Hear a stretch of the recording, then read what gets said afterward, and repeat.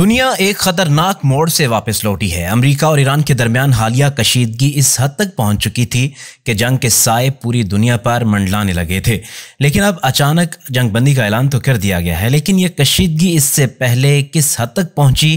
امریکہ نے ایران کے جوہری پروگرام کو روکنے کے لیے Operation Midnight Hammer launch کیا، جس کے دوران پہلی بار دنیا کے جدید ترین اور مہلک ترین ہتھیاروں کا عالمی استعمال ہوتے ہوئے دیکھا گیا۔ امریکہ نے ایران کے 3 خفیہ اور زیر زمین جوہری تنصیبات فردو، نتنز اور اصفہان کو B-2 اسٹیلتھ بمبار طیاروں کے ذریعے نشانہ بنایا۔ یہ B-2 بمبار طیارے ہیں کیا؟ اس کو سمجھتے ہیں۔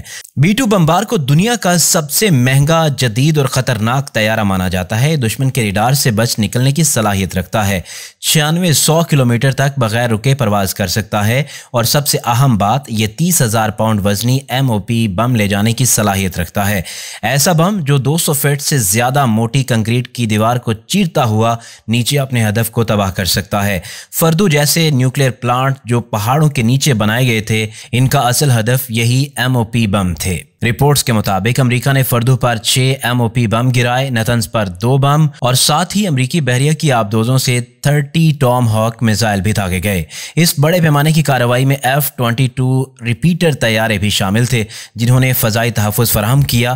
یہ پہلا موقع تھا کہ جب MOP بم کو کسی حقیقی جنگی صورتحال میں استعمال کیا گیا ہو۔ امریکی صدر ڈونلڈ ٹرمپ نے اس آپریشن کو تباہ کن مگر ضروری قرار دیتے ہوئے ایران کو خبردار کیا ہے کہ اگر امن کا راستہ نہ چنا تو آنے والے حملے اس سے بھی زیادہ شدید ہوں گے۔ B-2 بمبار طیارہ صرف طاقتور ہی نہیں بلکہ اس کی قیمت بھی ہوش اڑا دینے والی ہے۔ یہ طیارہ تقریباً $2.1 ارب میں بنتا ہے۔ امریکہ نے صرف 21 B-2 طیارے تیار کیے جو ایٹمی اور روایتی دونوں مشن سر انجام دینے کے لیے تیار رہتے ہیں۔ یہ طیارہ امریکی فوجی طاقت کا سب سے خاموش مگر سب سے مہلک ہتھیار ہے، لیکن اب شدید بین الاقوامی دباؤ، اقوام متحدہ کی ثالثی اور دونوں ممالک کی اندرونی صورتحال کو دیکھتے ہوئے ایک عارضی جنگ بندی کا اعلان تو کر دیا گیا ہے۔ ایران کی جانب سے اس حملے کا مکمل جواب تاحال نہیں دیا گیا، لیکن ایرانی میڈیا اور عوامی رد عمل شدید ہے۔ امریکہ نے بھی حملے کے بعد مزید کارروائی روک دی ہے اور ایک نیا سفارتی دروازہ کھولنے کی بات کی ہے۔